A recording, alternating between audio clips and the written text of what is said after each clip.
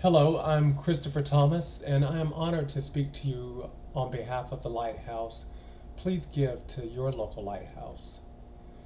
In the summer of 2000, I awoke early one Saturday morning to find that my vision in the left eye was blurry. It didn't hurt, there was no pain, so I thought maybe something had fallen into my eye overnight, or I wasn't really sure. But I got dressed for work, and I remember telling my mother about my vision before going to work. She told me to rinse my eye out with some water, which I did, and went on to work that day at the local library and finished my day. Went back home, packed my things up, and went out with my friends like I did every weekend. I came home, started work on Monday morning early. I had a local radio call-in show, and I remember mentioning on the air that my vision was blurry. My mother, who listened to me religiously, she loved my show, and she loved, of course, the country music that I had to play as well. Country music, yes. She loved that show, and she called me during a commercial break, and she screamed at me. She said, "How could you let your vision go on all weekend without saying anything? I cannot believe your vision is still blurry. Are you crazy? You could lose your sight. Are you crazy? What's wrong with you?" So I was like, "Well, I'm sorry. I'm not in any pain." She said, "Christopher, are you insane? You could lose your sight." She says, "When you get off from work, you go right to the doctor's office. I've already made you an appointment." So that's what I did. I left work and went to the doctor, and I thought maybe he'd give me some kind of cream or drops, but he didn't. He actually kept me in the office much longer than I had expected. And finally, he came up to me, and maybe after 45 minutes of me sitting there, and he said, "Christopher, I cannot help you. You're going to have to go to a neurologist." And I thought, okay, well, all right. So he set me up an appointment at a doctor, a neurologist in Tallahassee, Florida. But before I could get to that appointment, I had gone completely blind in my left eye. When I finally got to the doctor's office, he couldn't diagnose it right away. We did blood work and lab work, and over a year, he could never diagnose it. But I remember seeing on the wall of his office all these posters on multiple sclerosis and Parkinson's disease, and I thought, oh my God, do I have some kind of disease like that? I mean, oh my God. He gave me a biopsy surgery in March of 2001, and I was diagnosed with an illness called sarcoidosis. Sarcoidosis is an autoimmune disease. A lot of people who get the disease, it's found in their lungs. A small percentage of people with sarcoidosis get vision problems, and that's what happened to me. Well, I was fine. Started taking a steroid, and I packed my things up, and I moved to the Southwest. My best friend had moved out there, and I wanted to go out there with him, and moved to Albuquerque, New Mexico, and had a great time, and got a job as a librarian, and began doing voiceover work for local radio stations. I thought I would live the rest of my life there in Albuquerque with vision in just one eye. But in 2006, I noticed that my right eye began to give me problems and couldn't see sunlight. My peripheral vision was really messed up, and one night I wrecked my car. I realized it was time for me to get back to Florida because I didn't want to end up in Albuquerque alone without my family.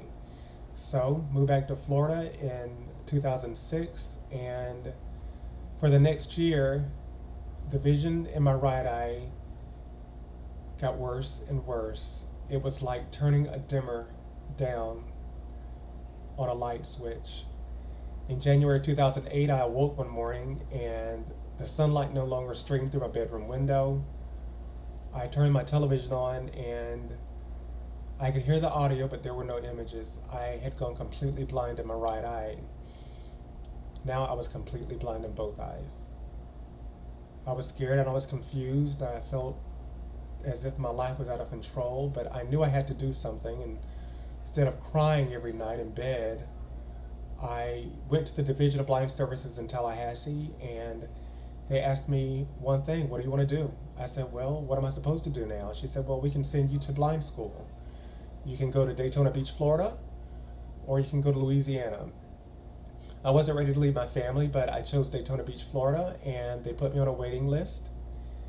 Went back home and I waited until one day I got a phone call from a friend from the local library, and she said to me, "Christopher, there's a lady in here who's teaching a guy Braille. Would you like her phone number? Maybe you can do that while you're waiting to go to blind school." So yeah, I got her number. I gave her a call, and she was from the lighthouse. And within just 1 week, my life had completely changed. She came out, brought me a talking watch, and brought me a talking alarm clock, which I still have. She also counseled me and asked me what it is I wanted to do, and I told her, well, I'm ready to go to blind school, and she said, you don't have to go to blind school. We are here for you.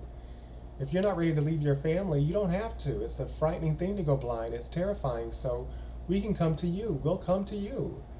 And the next person who came out was Miss Evelyn. She brought me a cane, taught me how to get around. Here's my cane. I love my cane. I don't go anywhere without it. It snaps apart like this. I don't go anywhere else. She took me everywhere in town. Took me to the library, the post office. We walked in front of the courthouse. I was able to get off my front porch now without being frightened. Next, a lady came out who taught me how to use my computer again as a blind person. She taught me to check my email. She gave me a reading program that speaks to me now so I can surf the internet. She also got me in touch with something called a Victor Reader. And this Victor Reader I go nowhere with. I never leave home without it. It plays my music. I can get free digital books from the National Library Service as a blind person. It plays podcasts. It's a voice recorder. It's just unbelievable. I love it.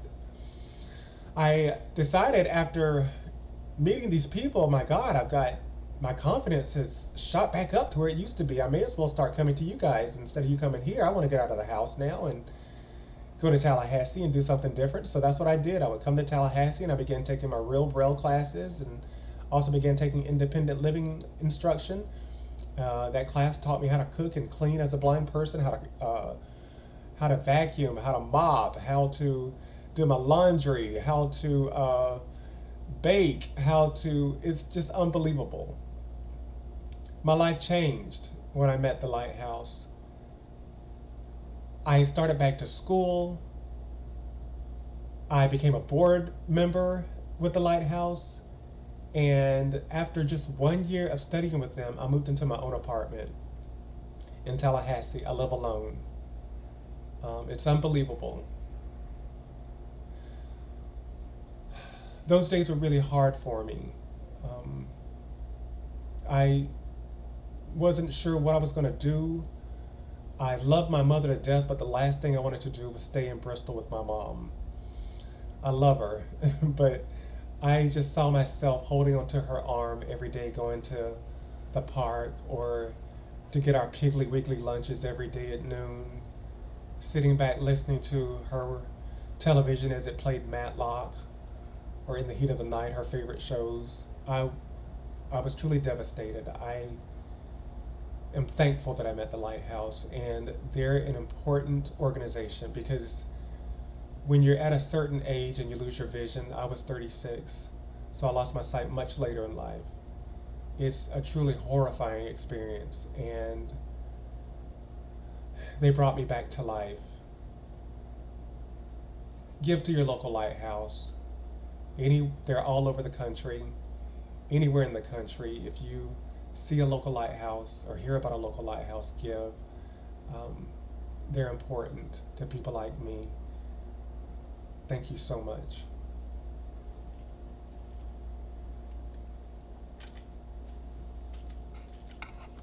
Add tab, stop tab tab, create clips that shift tab, stop tab.